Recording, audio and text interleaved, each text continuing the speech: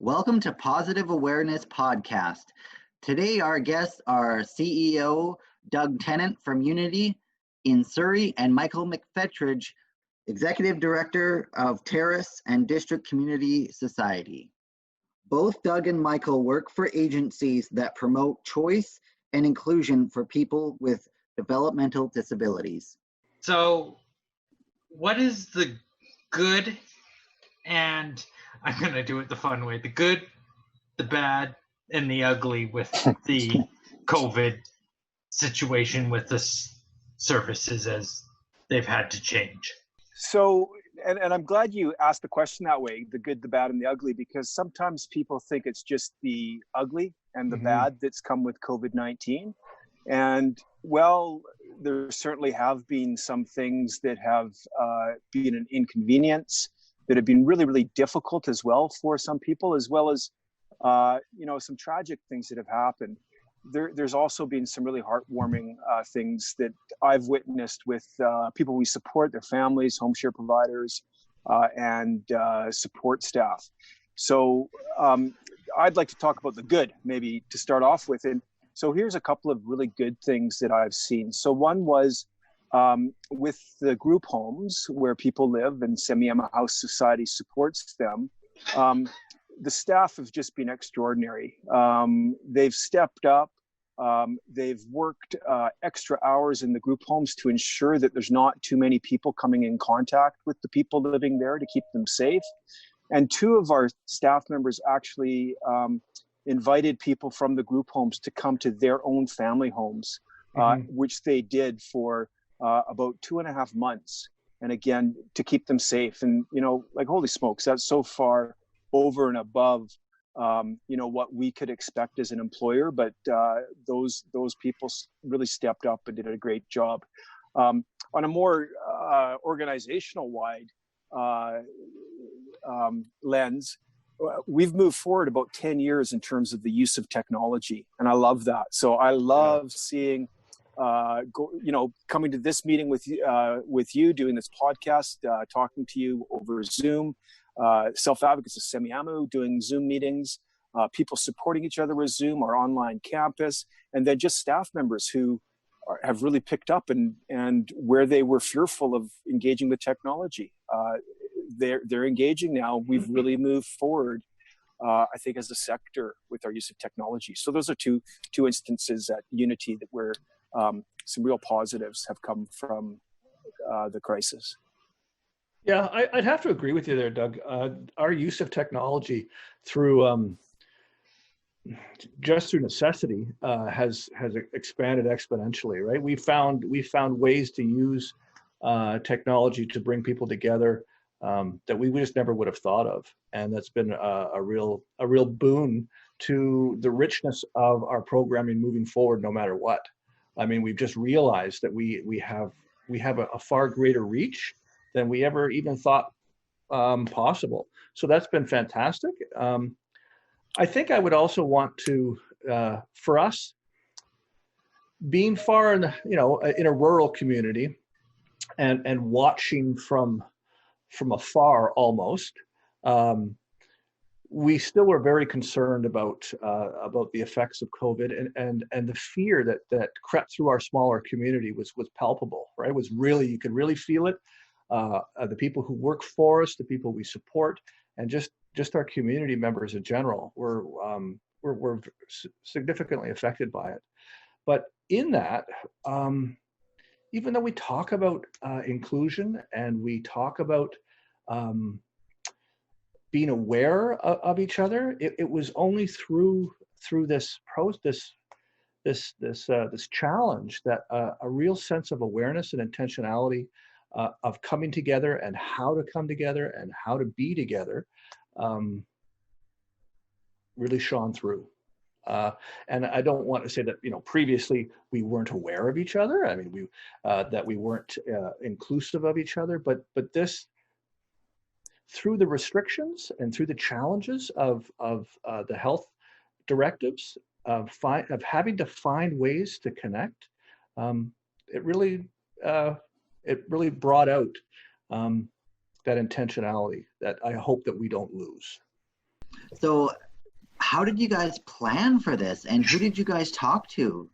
Because you can't, you can't plan for a pandemic. So we reached out to other service providers, especially larger ones in the south, and we drew on their expertise. And very quickly, we had a plan that fit our community and our circumstances really well. Doug, what would you say? Yeah, no, and I'd agree with you, Michael.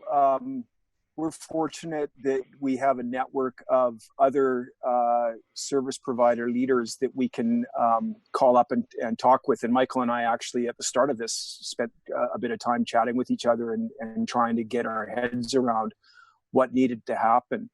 I'd say personally, I was fortunate that I've got a brother who's a surgeon in Canada and another brother who is able to get a fair amount of information in the United States. And so they were actually in January sort of giving me a heads up, and then following what was happening in Italy and in China and other countries, and just the knowledge that would be coming here, I think allowed us to make some decisions. And one of the important things about being in a crisis is that you need to make a decision. You need to make decisions, and it might not be the right decision, but you can't say, well, we're going to wait and see how things are going to work out. You have to take what used to be a 3-month time frame to make a decision and make it in a day. You have to take what used to be a week to make a decision and make it in an hour. And so we very quickly, and I know Michael did similar things with his organization, put together a crisis response team. We actually got some great information from the Surrey Board of Trade and their business sort of emergency planning. And, one of the things was create your crisis response team right away. Yeah. And so we did that. And for the first 2 months, every morning at 8:00, we would get together that team of about 8 people, have a conversation, figure out what we needed to communicate, and react to whatever was happening. And that allowed us to, adapt our day services. It allowed us to say, no, if you have a home, you have to be at home. And we followed what Dr. Bonnie Henry was saying to all British Columbians and tried to adapt it so the people we support would have the same rights as others in terms of being able to go home, and in terms now of getting out now that things are opening up as well. My next question is, how do you guys sleep at night? You guys are so busy making decisions. So, and you know what, it is true. There were a lot of sleepless nights, and I remember saying to the crisis response team one morning, and I think it was March 19th, or maybe even March 16th, when we had managed to close down our day services. And when I say close down, it doesn't mean we stopped doing day services. It means we adapted the way we did things. But certainly a lot of people went home and stayed home. And once we had that plan in place, I said, okay, now I can kind of step back and relax a little bit because we've enacted what we were worried about. And now we need to sort of just adapt on a daily basis as to what's happening. But I was very worried when day services were still running, when group homes were having multiple people coming in and out of them, because COVID was in the community. And we were very fortunate that it didn't impact us, because we had 2 or 3 days there where I was really, really nervous. And when we were finally able to shut down the day service and adapt our services so those people who really desperately needed it, we were still supporting them. But really, home share providers, families stepped up hugely, and they really are the heroes of all this too. Family members who are unpaid, who are now supporting people at their homes on their own, and home share providers who are supporting people 24/7. So really, again, to me, that's part of the good is the way that the community has stepped up to support people. Absolutely. So, Michael, how has your services changed, and how did you involve the people affected that are no longer receiving the services? Well, we did our best to, like Doug talks about it. When we shifted from closing our day programs, we didn't close our day programs. We just immediately had to morph them into something else. And the people that we were providing service with and to were part of that, right? So we actually had I wouldn't say a focus group, because that's just not what it was. It was more like a command center where, okay, so we can't be out in the community anymore. We can't be doing some of the activities that we had previously been accustomed to doing. What else do you think we should be doing with technology and with the ways that we can? And so we got some really good input from the people that we serve that way. And they're still part of that group. They're still heavily involved in ensuring that even though the restrictions are eased and our communities are relaxing and getting out and about, and their bubbles are increasing, and therefore our services are shifting back to a more public and a more in-person direct service service provision. We're still really actively planning for the fall, because we think that if we follow the trends and we look elsewhere, we see what's happening and we see the nature of a pandemic, we won't be surprised if there's the requirement. I don't want us to get caught reaching up for a plan and open it up and have nothing there. I want to be prepared this time, and so the people we serve are part of that. And I guess the question was, how have our services changed? And there's a richness to our services now that we didn't have in terms of technology. Like we have procured a whole bunch. We went out and got a bunch of laptops and tablets, and we have the people that we serve in day programs have access to that kind of technology and support in using it, so that they can still have groups and chats virtually. But they don't have to leave their apartments if they don't wish, and if they do wish, we have spaces in some of our buildings that they can come down and be together, but they're still together. Like they're playing with each other, and they're hanging out, and they're doing things that are of interest to them. And sometimes they're there in person, and sometimes they're not. And what about so Doug? My pressing question is the people that lived in group homes that went to their staff house. Did they want to go back to their house, or did they want to stay with the home share or not home share, but like it to be a home share? Yeah, and so that was an interesting thing because I was wondering that as well. Right now they have, because we've gone into phase 3 at UNITI, they have returned to their group homes. But certainly once this is over, it will be something that we will discuss, because clearly, those staff members cared about them greatly as people, and I think their experience living in that home was a good one as well. Yeah, so definitely something that we can explore, and I think that another thing, and maybe this was part of it, is this crisis has also revealed to me, and not in a surprising way, that people are quite capable and are usually far more capable than what society gives them benefit for, and I would say that people with disabilities have been far more impressive to me about their sticking to like wearing masks and doing the proper thing and being kind than other people that I know. It's really been good. And one of the neat things that I've seen too is Self-Advocate Leadership Network and Self-Advocates of Semiahmoo really stepping up and taking a leadership role, and doing the videos that are telling people how to behave and what to do safely and things like that. It's just awesome, because that's the leadership that is there within that community, and they're sharing it with the whole community now. So yeah, I'm not surprised, but it's been really nice to see that leadership come out and doing the right thing for sure. Absolutely. You can definitely see the best and the worst of people, and people with disabilities, they give really great examples on often how to be outstanding. All right. So, hey, Michael, can you share a story that has brought you a lot of hope or a lot of joy through this time?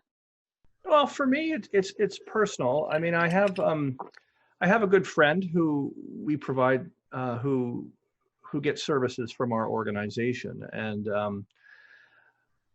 sometimes you had spoken to it. This job can be very demanding, and it takes a lot of time, and especially in a crisis like the one we're experiencing or we've just gone through, it can take a lot of time out of your day and require a lot of your attention. And my buddy would come and see me. He comes and sees me when he needs and when he wishes. I just realized that I just became far more aware of Dan, and I hung out with Dan, and I hang out with Dan more, and I need that, right? And I didn't realize how much I needed it until it was happening, and I don't want to lose that. That's the intentionality and the awareness I was trying to speak of earlier. I got involved doing my job because I come from a family where I'm aware of some of the struggles that individuals and adults with developmental disabilities might have, and I just realized how much I miss spending time with Dan, and I don't want to lose that.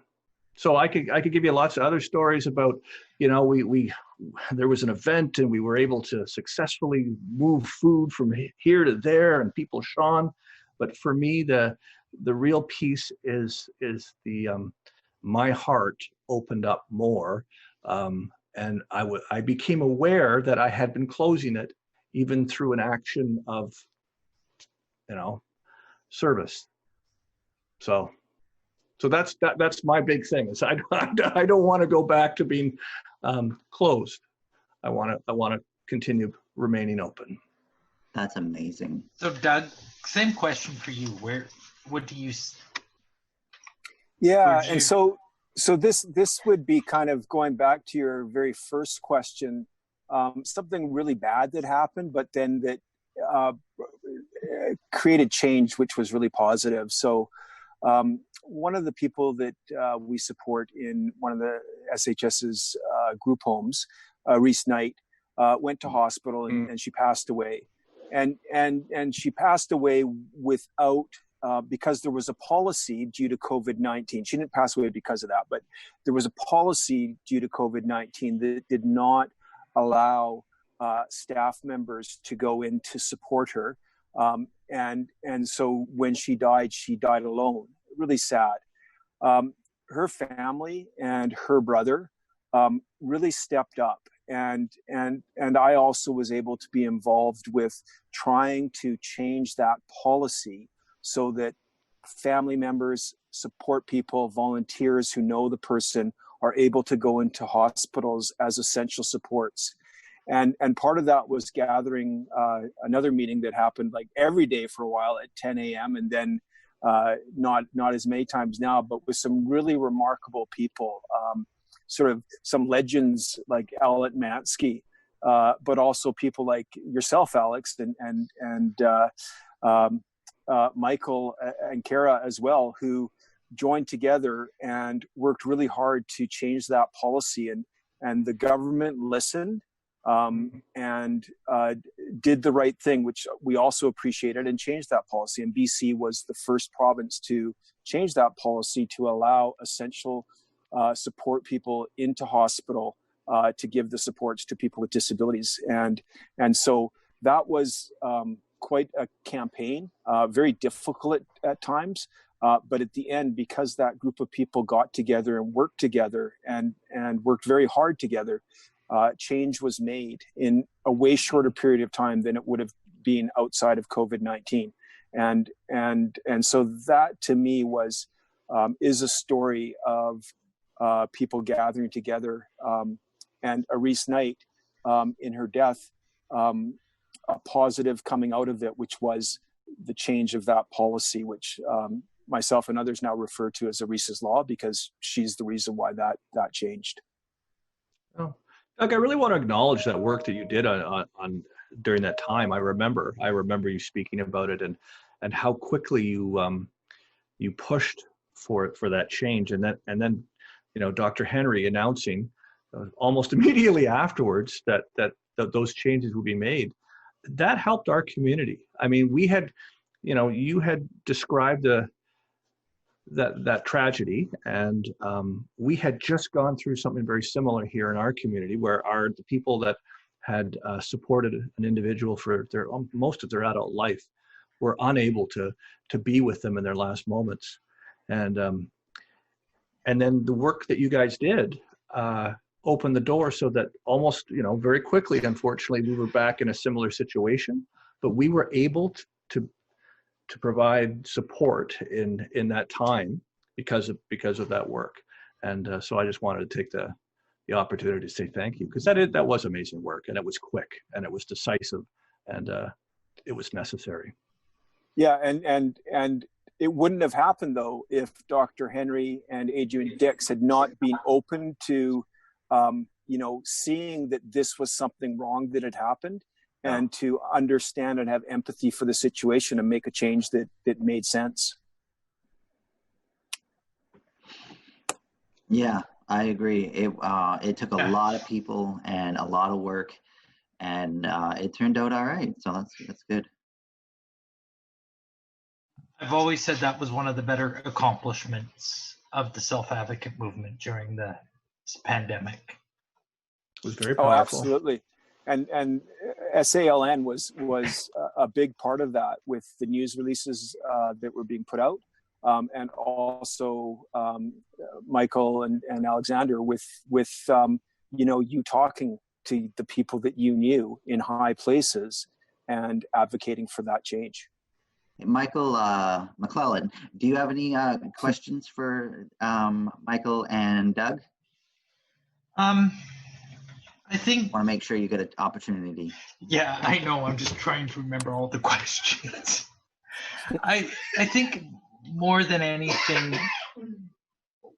what's the parts of that? What's been the best? What has been your best thing that you've seen or accomplished with this?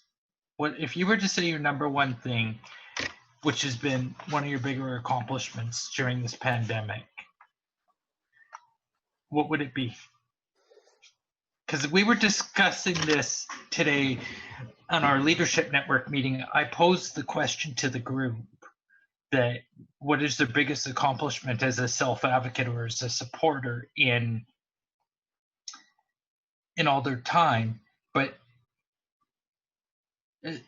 you had some various answers. So I'm going to ask it in the way of, what would you say it is during the pandemic? I don't think that any of these are, like, in my mind, it's not sort of one person ever. No, I agree. And I think that I would say that the greatest accomplishment that I've been involved with is just the way that the people that were part of the Semiahmoo Society and UNITI community banded together, just got down to it and just made decisions and moved forward, and always though with principles involved, like the principle of people with disabilities have the same rights and responsibilities as other people, and that we need to ensure that is going to happen. So I think, to me, it wasn't really an accomplishment. It was just more a reinforcement of the talk that we had before the crisis hit. We didn't change that once the crisis hit. Our principles remained the same. And one of them, which I would say that this might be something that I would call the ugly when I look across British Columbia, because it's something that I think needs to be addressed, is the idea that people with disabilities have their own home. And at Semiahmoo House Society, we've always said that your home is your home, be it a group home, home share, living with your family, living in course apartments. It's your home. And it's a home because you can go home when you need to be safe. You can go home when you choose to go home. And what we saw across British Columbia was that very many people with developmental disabilities who have homes weren't able to go home. So there was a disconnect between saying that a person has a home and the reality that when crisis hit, they actually did not have a home. So I think that it's really important that going into fall, going into the future, that if we are to say that people with disabilities have a home in the community, that means that they can go home when they need to. And it's a home like your home and my home, where it's your safe place and you can go there. So, so that, like, Michael, I've kind of come full circle with your good, the bad, and the ugly. So there you go. Oh, I've been thinking. It's a tough question. No, it is. It is a tough question, Michael. It's there was just so many moments of appreciation around around my team, right? The team at Terrace and District.